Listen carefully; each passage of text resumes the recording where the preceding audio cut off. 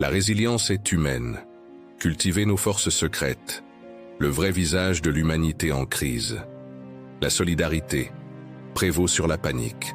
Contrairement aux mythes véhiculés par les films et les médias sensationnalistes, la panique généralisée et le pillage ne sont pas les réactions majoritaires lors des catastrophes. Les études sont formelles. L'être humain, face à l'adversité, fait preuve d'une incroyable solidarité. L'entraide, le partage et l'auto-organisation sont les réflexes dominants. C'est l'effet lune de miel post-catastrophe. Les barrières sociales tombent. Les gens s'unissent pour surmonter l'épreuve. Cette compréhension est vitale. Elle nous pousse à ne pas nous isoler, mais à construire des liens forts avec nos voisins, notre communauté. Votre réseau social sera souvent votre ressource la plus précieuse, quand tout le reste fait défaut. C'est dans ces liens humains que réside le véritable espoir. Les relations sociales, votre plus grand actif de survie. Votre kit de survie le plus essentiel n'est pas dans un sac à dos. Il est dans votre carnet d'adresses et dans le cœur de vos proches. Des voisins fiables, des amis solidaires, une famille unie. Ces relations sont le fondement de toute résilience. En cas de coup dur, une panne généralisée, une pénurie, une catastrophe naturelle, qui vous aidera? Qui partagera ses ressources, ses compétences, son temps? Qui vous apportera un soutien moral? L'argent et les équipements ont leurs limites. Le capital humain est illimité. Cultivez ces relations maintenant. Engagez-vous dans votre quartier, échangez des services, participez à des groupes d'entraide. Tissez des liens solides. La préparation, ce n'est pas s'isoler dans son bunker, c'est créer une communauté forte et interdépendante. La joie inattendue des catastrophes. Redécouvrir l'essentiel. Paradoxalement, de nombreux témoignages de survivants de crises majeures parlent d'une forme de joie ou d'une intensité de vie particulière. Non pas une joie cynique, mais celle qui naît de la redécouverte de l'essentiel. La chaleur humaine, la beauté de la simplicité, le sens profond de l'entraide. Quand le superflu disparaît, quand le système met une pause forcée, nous sommes souvent ramenés à ce qui compte vraiment. Les masques sociaux tombent, les priorités se réalignent, et une profonde connexion avec soi-même et avec les autres peut émerger. C'est une puissante leçon. L'être humain est capable de trouver du sens et de la résilience même dans l'adversité la plus sombre. La solitude, le mal silencieux qui nous rôde. Pourtant, en contraste flagrant avec cette solidarité potentielle, nos sociétés sont rongées par une solitude croissante. Malgré l'hyperconnexion numérique, un nombre grandissant d'individus se sentent isolés, déconnectés de leur entourage et de leur communauté. Cette solitude est une faiblesse majeure. Un individu isolé est extrêmement vulnérable face à une crise. Elle érode la santé mentale, la capacité d'adaptation et affaiblit l'ensemble du tissu social. Pour vivre sûr, lutter contre la solitude est un acte de préparation essentiel. Cela signifie tendre la main, recréer du lien, favoriser les rencontres réelles, non virtuelles. La préparation, c'est aussi réparer ce qui est brisé dans nos relations humaines. Une société écrasante. Retrouver notre pouvoir d'agir. Nos sociétés modernes, avec leurs exigences de performance, leurs pressions consuméristes, leurs flux d'informations incessants et leurs labyrinthes administratifs, peuvent nous écraser. Nous nous sentons souvent impuissants face à la machine, pris dans des rouages qui nous dépassent. Ce sentiment d'impuissance génère du stress, de l'apathie et nous éloigne de notre capacité d'action. Comment faire face aux grands défis quand on se sent déjà écrasé par le quotidien? Comprendre cette pression, c'est aussi chercher des échappatoires. Comment simplifier nos vies, réduire notre dépendance au système et retrouver une autonomie de choix? C'est une quête essentielle pour quiconque veut être préparé. Les liens sociaux, le ciment indestructible de notre résilience. Face à la solitude et à l'écrasement, les liens sociaux sont notre plus grande arme, le ciment qui peut nous unir et nous rendre invincibles. Famille, amis, voisins, collectifs, associations. Plus ces liens sont nombreux, diversifiés et solides, plus une communauté sera résiliente face aux chocs à venir. Dans une optique de préparation, cela signifie créer des réseaux de soutien mutuel. Échanger des compétences, partager des outils, veiller les uns sur les autres, s'organiser pour faire face collectivement aux défis locaux. C'est dans ces échanges que nous trouvons des solutions que nous n'aurions jamais pu trouver seuls. La réciprocité, l'économie du don, le futur de l'humanité. Au cœur de ces liens sociaux, il y a la réciprocité. Il ne s'agit pas de payer un service, mais de donner et de recevoir dans une logique d'échange mutuel et de confiance. Je t'aide aujourd'hui, tu m'aideras demain, sans calcul mesquin, mais avec la certitude que nous faisons partie du même navire. La réciprocité est le moteur des communautés autonomes et résilientes. Elle s'oppose à la logique de la compétition et de l'individualisme. Pratiquer la réciprocité, c'est construire une confiance inestimable, un filet de sécurité humain que l'argent ne peut acheter. C'est un retour aux fondamentaux, une manière de reconstruire un vivre ensemble, plus authentique et plus solide. La financiarisation des rapports sociaux. Quand le prix remplace la valeur.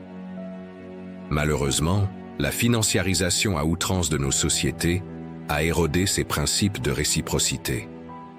Quand tout a un prix, quand chaque interaction est une transaction, les liens humains se marchandisent et la confiance est remplacée par le contrat. Ce processus nous rend dépendants du système monétaire pour absolument tout, nous privant de notre capacité à nous débrouiller et à nous entraider en dehors de ce cadre. C'est un appauvrissement profond de nos existences. Pour vivre sûr, il est vital de réapprendre à valoriser ce qui n'a pas de prix. L'entraide, le temps donné, le partage des savoirs, la solidarité. C'est une démarche de définanciarisation de nos vies, de réappropriation de notre autonomie humaine. Un sursaut citoyen. L'espoir réside dans l'action collective. Malgré ce tableau sombre, je suis convaincu d'une chose. L'espoir est bien réel. Il ne viendra pas d'en haut, mais de notre action collective, de notre sursaut citoyen. Partout, des individus se réveillent, prennent conscience de l'urgence et décident d'agir. Ce sursaut se manifeste à travers la permaculture, l'autonomie énergétique, les circuits courts, les groupes d'entraide, les formations au savoir-faire essentiel.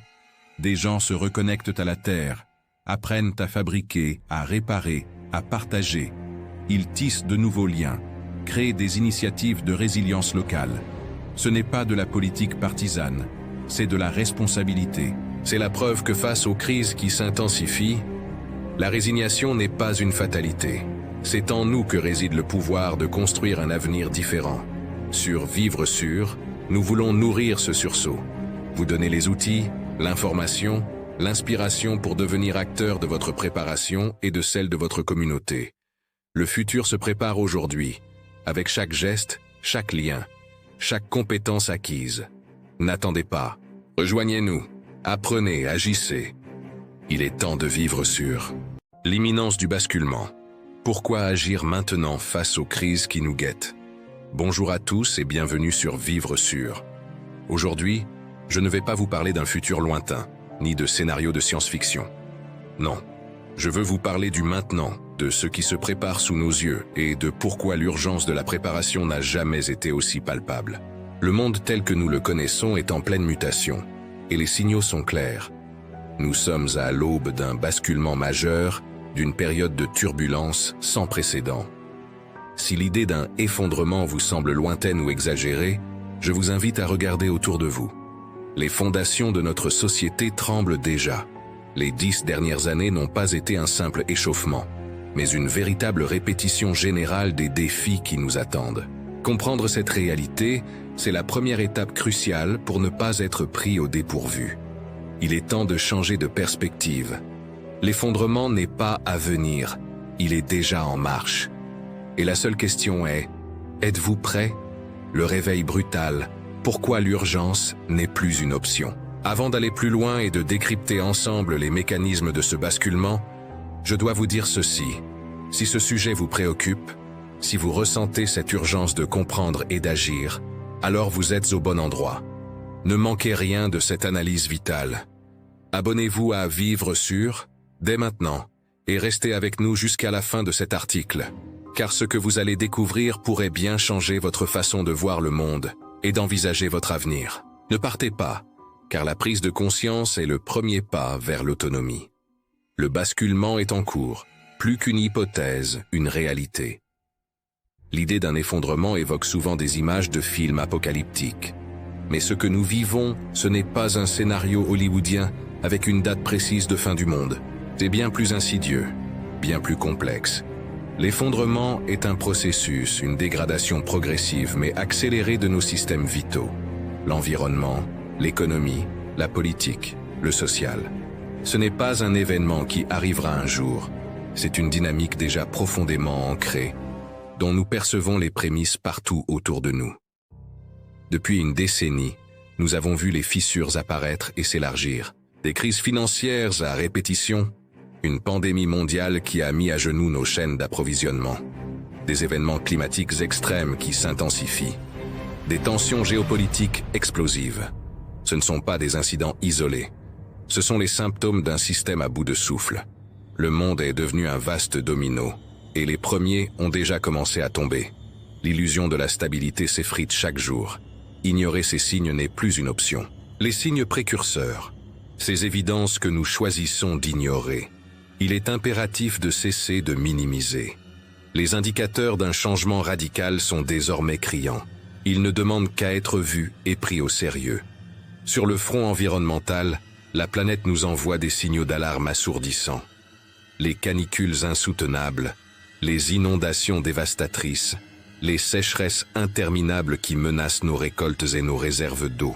La perte galopante de la biodiversité n'est pas qu'une statistique lointaine. C'est l'érosion du vivant dont nous dépendons. Ces phénomènes extrêmes ne sont plus des anomalies. Ils deviennent la nouvelle norme. La stabilité climatique sur laquelle nous avons bâti nos civilisations est en train de s'évaporer. Économiquement, nous marchons sur des sables mouvants.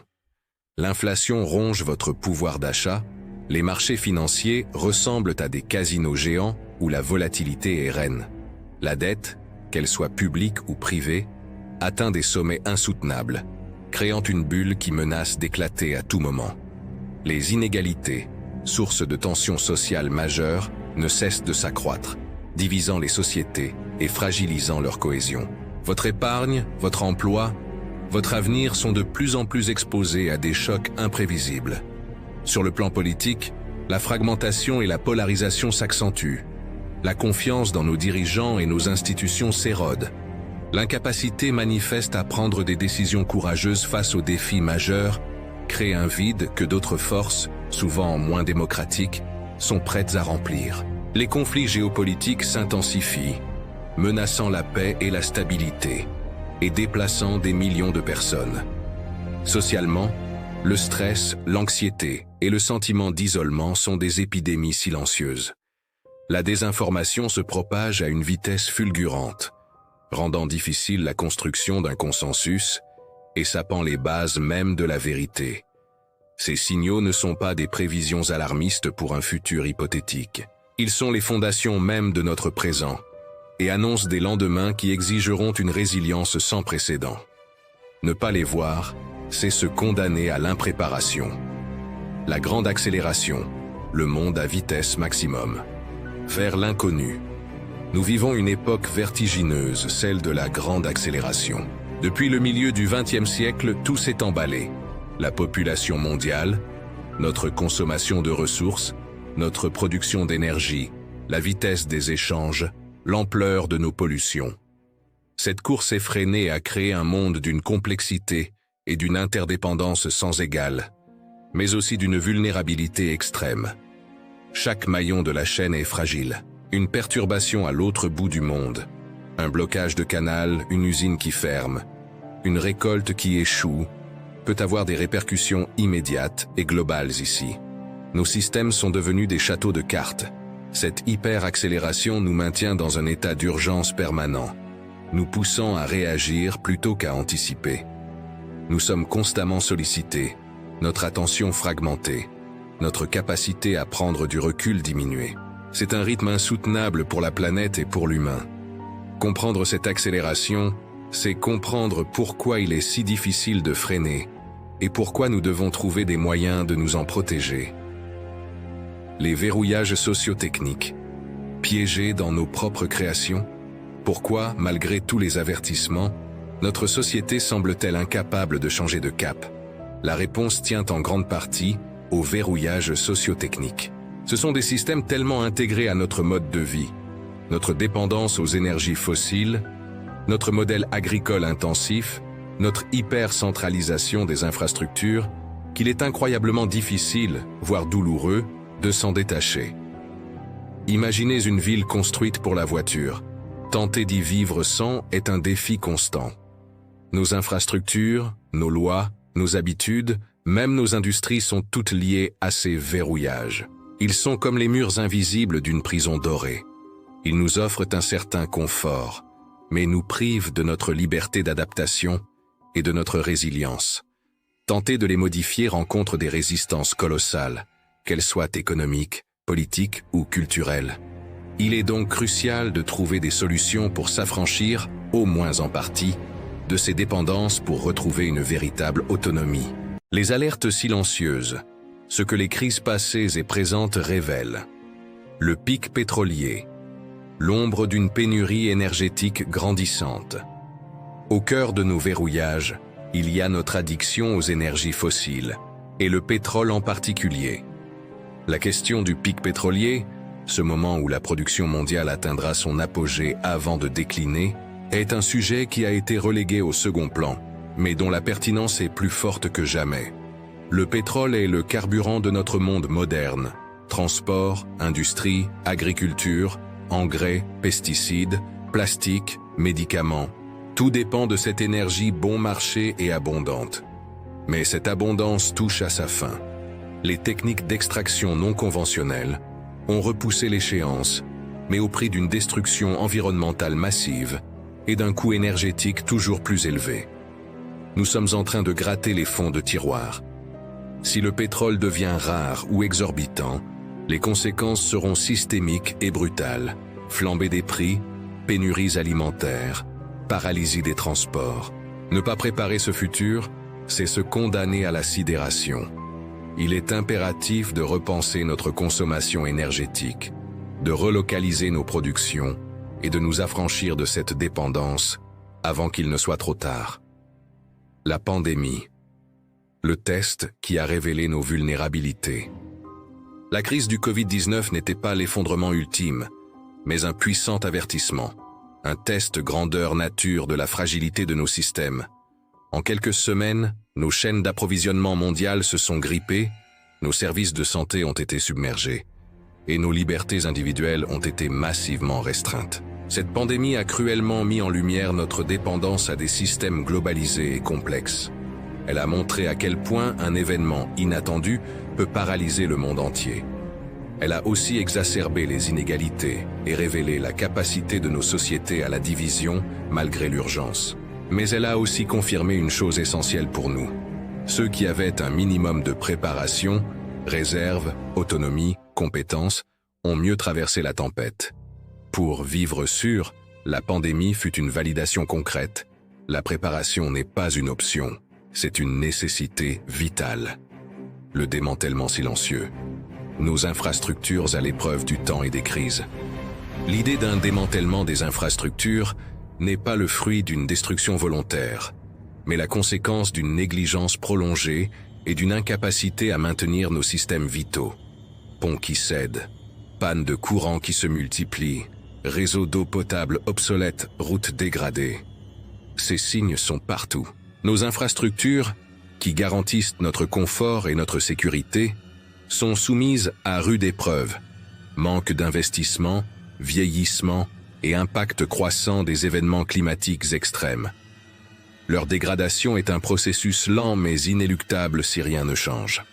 Attendre que l'État ou les grandes entreprises gèrent tout n'est plus une stratégie viable. Apprendre à gérer son eau, à produire sa propre énergie à petite échelle, à se déplacer sans dépendre uniquement des grandes infrastructures, devient non seulement une compétence de survie, mais aussi un acte de résilience face à cette érosion silencieuse. L'autoritarisme, une réponse dangereuse à la peur du chaos. Face à l'incertitude grandissante et au sentiment d'un monde qui vacille, une tendance particulièrement inquiétante se dessine.